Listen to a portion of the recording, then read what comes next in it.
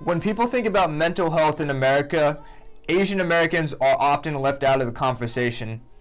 People tend to think of us as well-behaved, academically gifted, and polite. However, the numbers reveal that that is certainly not the case. Despite the availability of mental health resources, Asian Americans are disproportionately affected by suicide. 1/3 of students in South Korea have contemplated suicide. Suicide is the most common cause of death for young people in Japan. Schools in China have to install metal bars onto windows just to keep students from jumping out of them. In New York City, the biggest city in the world, they are the only racial group with suicide listed among the top 10 leading causes of death. Older adults are especially vulnerable. Among women aged 75 and older, Asian American women have significantly higher suicide rates than their white or black counterparts. Rates are even higher among elderly Asian men, especially those over 85. Young people are also at risk. For Asian American youth ages 15 to 24, suicide is one of the leading causes of death. Many struggle in silence. Asian Americans are far less likely to talk about their mental health concerns than their white counterparts, whether with friends, family, doctors, or even mental health professionals. Researchers point to cultural factors that make it even harder to ask for help. Strong expectations around honor, family, responsibility, and misunderstandings about mental health and academic success. In many families, emotional struggles are seen as personal weaknesses and not health issues. Shame, pressure, and fear of disappointing loved ones can keep people quiet when they need support the most. For this project, I interviewed Asian American students from Worcester State University. Since many people in the United States think of Asian Americans only as East and Southeast Asians and not South Asians, Central Asians, Southwest Asians, or even North Asians, I will clarify that I am referring to East and Southeast Asians from the Sinosphere or the Far East. Asians are often expected to be stern, bossy, and stoic, which can take a heavy toll on their well-being. Cultural factors make it difficult for Asian Americans to express their mental health. Even ones that assimilate into American society have trouble expressing problems with their mental health, whether it be people judging them or cultural misunderstandings of mental health. As an Asian American, do you feel like cultural factors make it hard for you to express your mental health?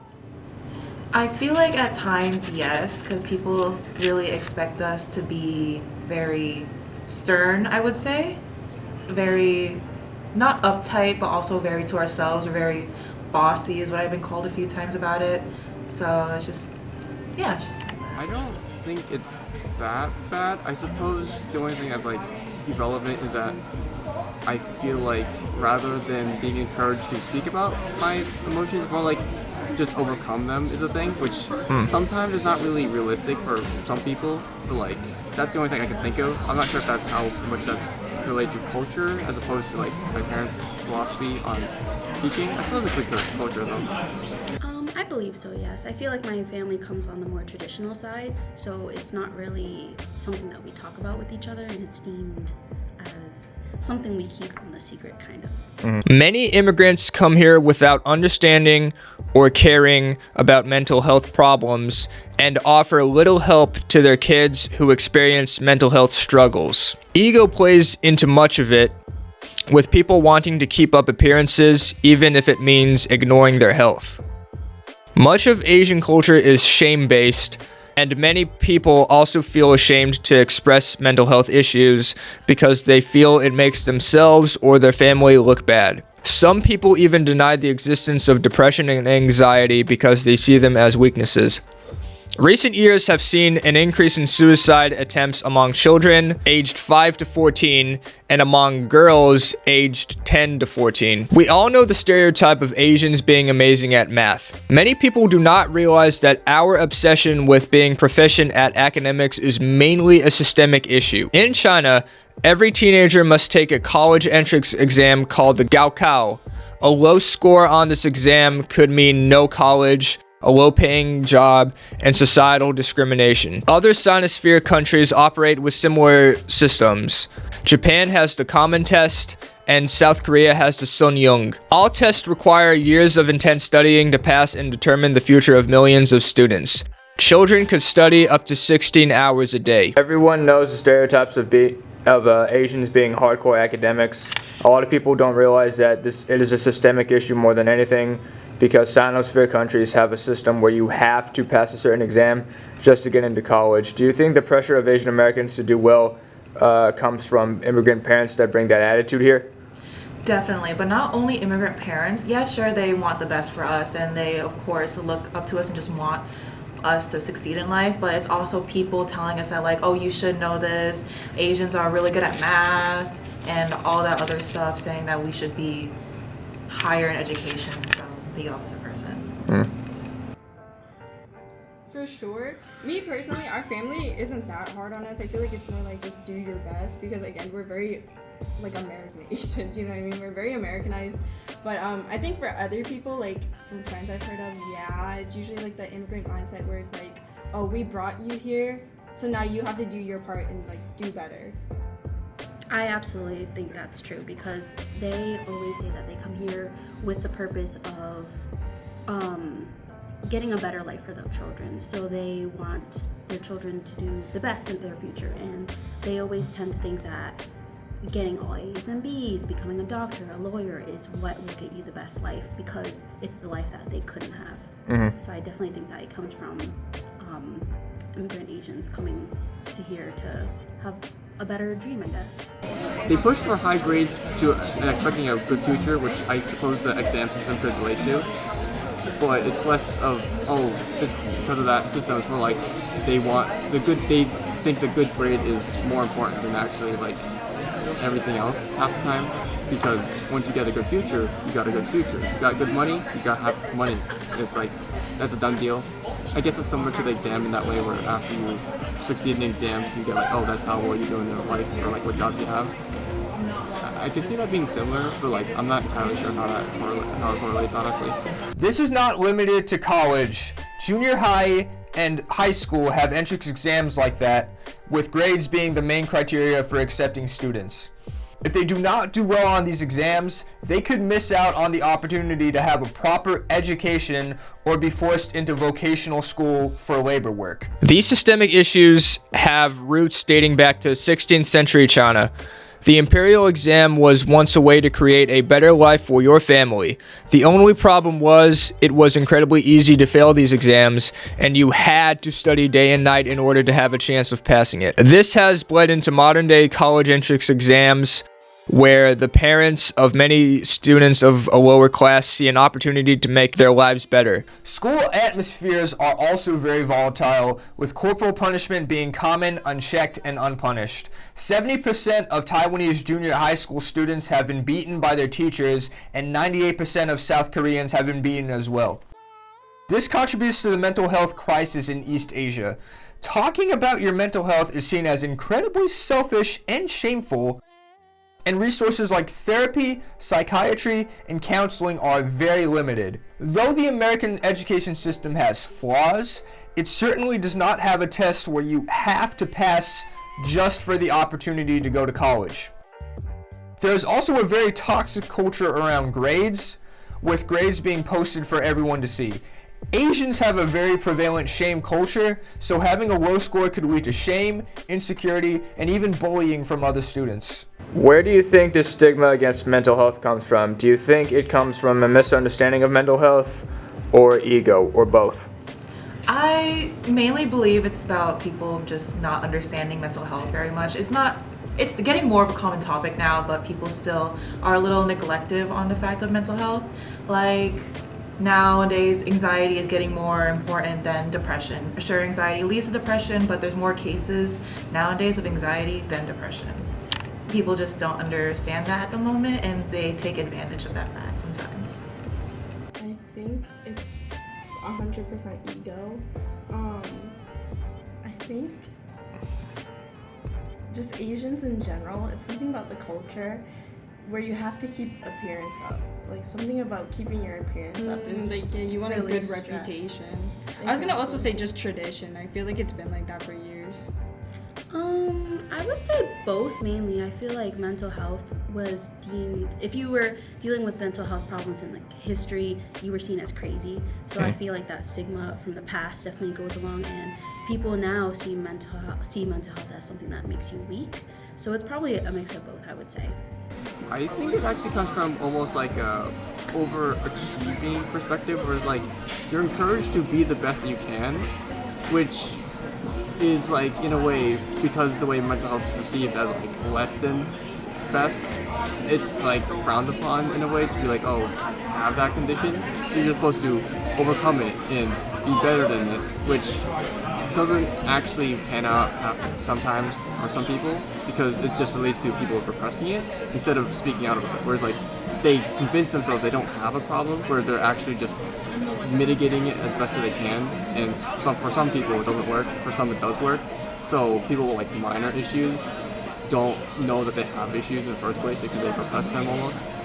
But like when they're bigger problems, they end up feeling like they're terrible and they should work harder to fix it, but that just leads to the downward spiral.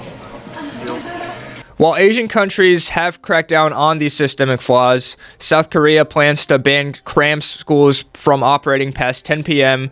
Many countries have implemented crisis hotlines, implemented mental health services, and some even set limits to how much homework students can get. These attempts do not address the competitive atmosphere of college admissions. These entrance exams do not even measure a person's creativity, intelligence, or problem-solving abilities, just how well they can memorize and recite information.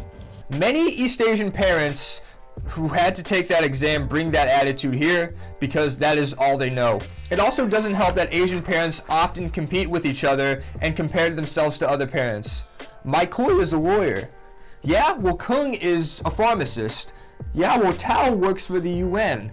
Yeah, well Chris is in ROTC. Yeah, well Stephanie's got 2 kids. Even Americanized Asians experience this problem. Having a child who is an underachiever or just not a perfect kid can give a heavy blow to the ego of the parents or even feed their insecurities. Perfection is paramount in Asian culture, so any flaws at all are seen as a huge problem. This is where tiger parenting comes in. Tiger parenting is an extremely strict style prevalent in China rooted in Confucianism. According to Confucius, parents have a moral and societal duty to shape their children into being virtuous.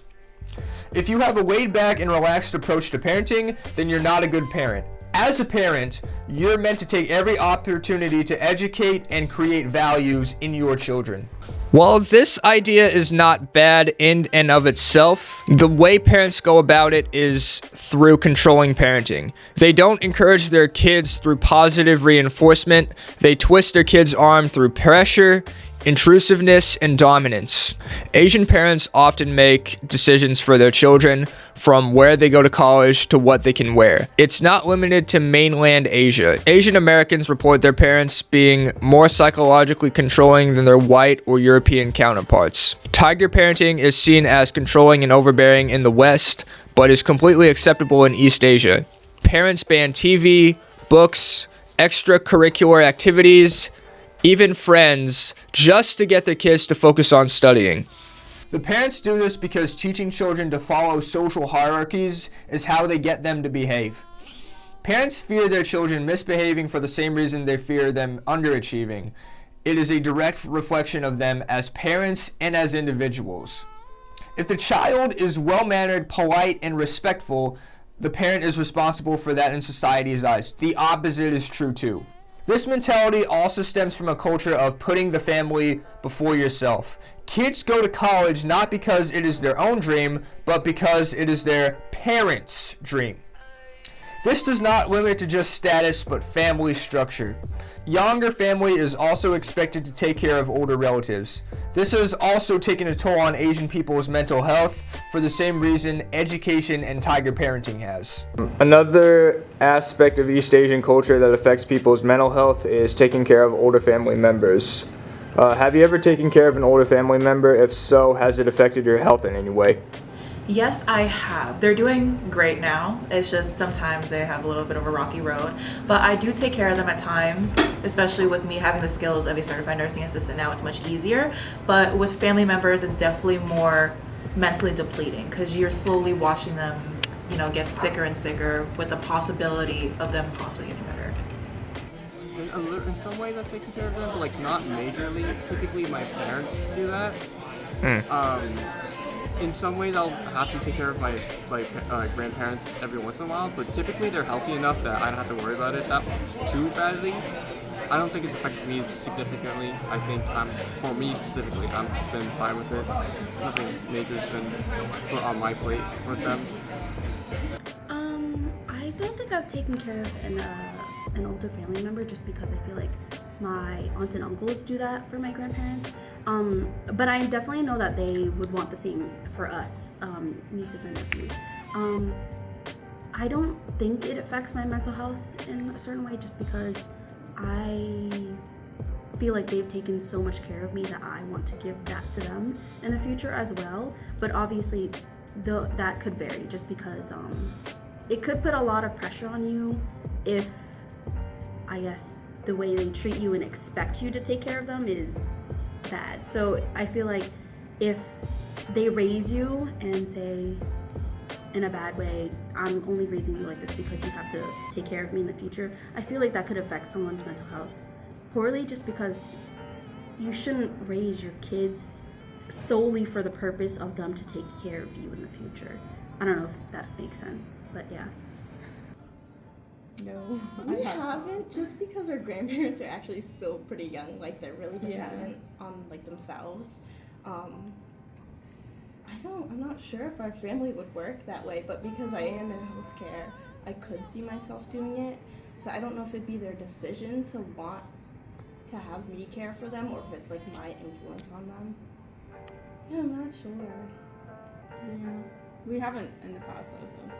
While societal focus has led to very strong family structures in the Asian community, it has also led to a lack of regard for the individual. East Asian culture is not just plagued by its education system, but by its work culture too. In office culture, leaving before your boss does is essentially career suicide. Productivity is not about what you can get done. It's about how much you can look busy without actually doing anything. Parts of Asia have places where you can literally rent fake offices, fake employees, and fake equipment so family and friends can see how hard you work. Again, this plays into the culture of competition, and this makes people care about what others think when they really shouldn't. They are achieving maximum stress with minimum efficiency. It's not about getting stuff done, it's about looking like you get stuff done. Showing how hard you work is also seen as a badge of honor.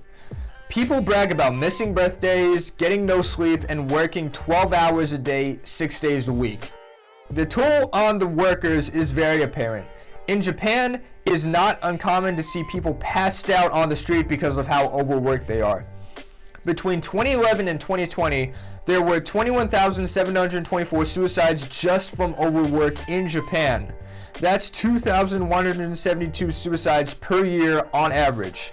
Parents kill themselves with work just to give their kids a future, and their kids kill themselves with work to give their kids a future. In Sinosphere countries, work hours can be very intense. A lot of people work up to 16 hours a day, causing unnecessary stress, not getting breaks, and not being able to see their family. There are even cases of people like passing out in the street in Japan because of how tired they are from working. Do you think that adds to the suicide rate in Asian culture? Yes, of course, because that not only the person themselves are slowly ruining their own mental health with all the constant working and all the stress, that if they happen to have a family with them too, like if they have children, a wife, they're taking care of their elderly, they also don't see them a lot, they spend less time with them. And you know, most children, they would of course need some sort of parent figure in their life because that also affects them to making either bad decisions or also forcing things on themselves of causing the same stress as their parent. Part of what I feel is what causes suicide is typically a feeling of like helplessness. Yeah. Or there's no joy in their life and that it would be better if they were gone. So typically either something like that would give them room to breathe, typically by less work overall, would like, or just a better mood, something to look forward to, would help them feel better, which I think less work would probably help mitigate, because I feel like most people would be burnt out by 16-hour work shifts along with 8 hours of sleep, because then they're just tired, exhausted. They're not able to think as sharply, and this can affect their work performance, which ends up spiraling, I feel, because then they spend all their energy trying to do well at their job that they're just exhausted all the time. Like they don't have the good work-life balance that, I mean, like not everyone has that in America, but it's a little more balanced here, I would say. But again, that goes back into the thing I was saying earlier, where I'm pretty sure they were saying, like, somewhere online I saw that like Japan and Korea had the highest suicide rates, and I think a lot of that does have to do with their work-life balance. It's mostly work, mostly stress. When it comes to Asian culture, like I said earlier, mental health isn't really talked about, so people do things like exercising or anything that overexerts themselves too much, because I don't feel like they could talk about it. So I think it does affect their mental health and has sorry, I just blanked. It does affect them, I believe so, yeah. They justify all of this by saying they're doing it out of love. Whether they genuinely mean it depends on who you ask. Many Asians are academically accomplished, but emotionally stunted. Professionally successful, but emotionally hollow. Systemic problems have diluted an entire culture into thinking that destroying yourself is the key to success and happiness. I don't care if you're making $1 million per year. That is not worth you not living past the age of 30. One issue that really caught my eye is the statistic of elderly Asian men committing suicide. Asian men are more likely to kill themselves than any other demographic. The general population suicide rate among the elderly is highest in rural China, with 227 per 1 million people taking their life. Suicide is one of South Korea's most important societal issues, with a rate of 24.6 per 100,000 people.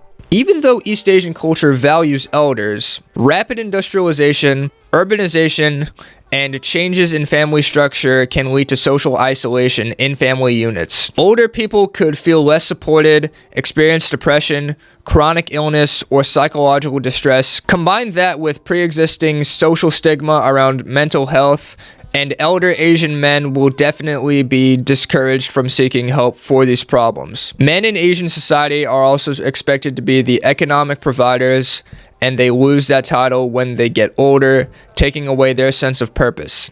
I learned that elder Asians have a bigger suicide rate than any other racial group, men over 85 to be exact. Why do you think that is, and how do you think we can address it? So usually men in Asian culture are known to be more of the strong, dominant, work every day, work day and night, come home, eat, sleep is what I usually see, at least. While the mom is typically stays at home and takes care of the kids and pretty much has the quote-unquote luxury of life, because they don't really pay for much. But nowadays, of course, we're trying to change that. But I believe that would be the reason why, is because they feel the stress of having to be the money maker of the household and paying all the bills and groceries and so on and so forth. Not entirely sure. I feel like that could be something to do with how, like, at least for my family, you're encouraged to support your family, especially as a male. I feel like you're pushed to be like the one to support your family. So I feel like as you get older and you have to like rely on people more, it's like not as, you don't feel as well doing that because it's not something you grew up doing. It's like changing your worldview, like your entire ideal that you grew up on. As you get older, I think that would be something that people would struggle with. So I think part of it might just be like you have to relax expectations almost to help it ease into that, or something, or either take care of your physical health. So when you're older, you need to rely less on people. So your decline as you get older is slowed. That's the only thing I can think of, but I'm not entirely sure how to answer this one, to be honest. I wonder if that's just because like maybe they don't want to be a burden on their family, like later on when you're not so, like you can't take care of yourself as much, maybe they just feel like they're a burden. I don't agree with that. I didn't know that. I don't know if my idea is like a little bit sillier, but I just kind of thought as you age and as you look a lot different than when you did when you were younger, I thought maybe that was a thing too, where you still like want to keep up some sort of appearance, but it's really hard to when you start getting older. I think I liked her. You're better. I feel like maybe it's because at that age, maybe they feel as if there's no one that could take care of them or help them out. I'm not too sure why, but something we could do to address it maybe is have, I don't know, I'm not too sure, maybe have older people do assessments based on their mental health. I'm not too sure. It's not really talked about, but also I feel like older people don't like to talk about their mental health regardless. So I'm not too sure about that question. I'm sorry. It is also expected in Asian society for younger family to take care of older family once they have to, so many Asian men feel like burdens on their family. It also doesn't help that as you get older, you tend to be in more chronic pain and have more health issues than you did previously. Asian men remain vulnerable to healthcare discrimination, which certainly does not make their pain any better. When I set out to produce this project, I went in with anger because I have experienced the worst side of tiger parenting and an overemphasis on academic success. I was convinced that this mentality stems from a place of insecurity, narcissism, and ego. While that is certainly true to an extent, I came to the conclusion that this is simply a systemic issue that stems from tradition and society. I realized that every culture around the world is prone to pitfalls like this. Therefore, I realized that there needs to be a healthy balance between taking care of your individual health and being as successful as you possibly can be. I just think we as Asians and Asian Americans need to find that healthy balance. I'm not saying it's easy, but I definitely know it's not impossible. If you were to start a family, how would you address the problematic elements of Asian culture's hyper-emphasis on education?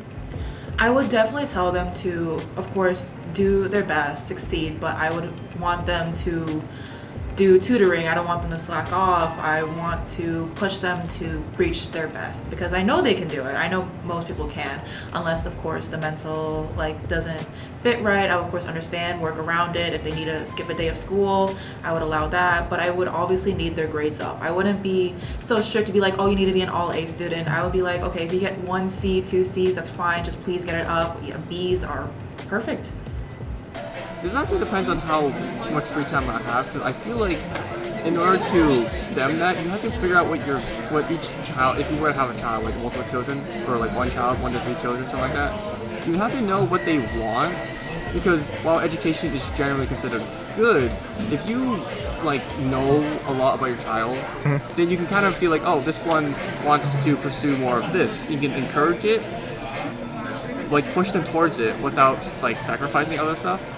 But you have to know exactly what they're looking for instead of just being like, oh, have them have the best education and then they can worry about everything else. You gotta you have to know what the child wants so you can specifically push them in a direction, even if it's not entirely educational. Like if they want to be an artist, they want to do a sport or something, you have to be able to be observant enough to be like, oh, you can push them in this direction, and because the way it works, they'll probably want to do better in their grades. Because I know for sports, you have to do better in schooling system, or at the very least push them in a way that they can do what they want while in the education. I feel like not necessarily that's how you mitigate it in the way where it is true where you still need to have education, but if they have something else that's interesting in them, they need to be pushed in that direction so they can actually pursue it once they have the room to, instead of being forced to just go education all the time,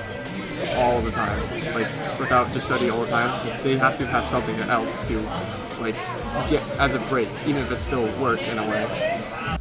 Well, me personally, I think you're really influenced obviously by the family that raises you, and since our family wasn't really pressuring us to do things like that, not the typical Asian mindset, I would just probably use what they did on me and just try to have my children do the best they can, but I wouldn't force them to do anything. I think the same way, because being someone who's kind of coerced into nursing, I think I'm really focused on wanting my children to do what they want. So instead of focusing on getting the best paying career, I definitely want them to do something that they love so it doesn't feel like a job. I think I would start with, it's okay, you don't have to get A's and B's to become successful. Obviously that helps you with getting better education, getting in certain schools, but I don't think those grades define you as a person, and I don't want to push that onto them, because if they don't want to become a lawyer or a doctor, that's completely fine with me. That's not something I want to push onto them and make them feel as if they're pressured and they have to do it because it's what makes me happy.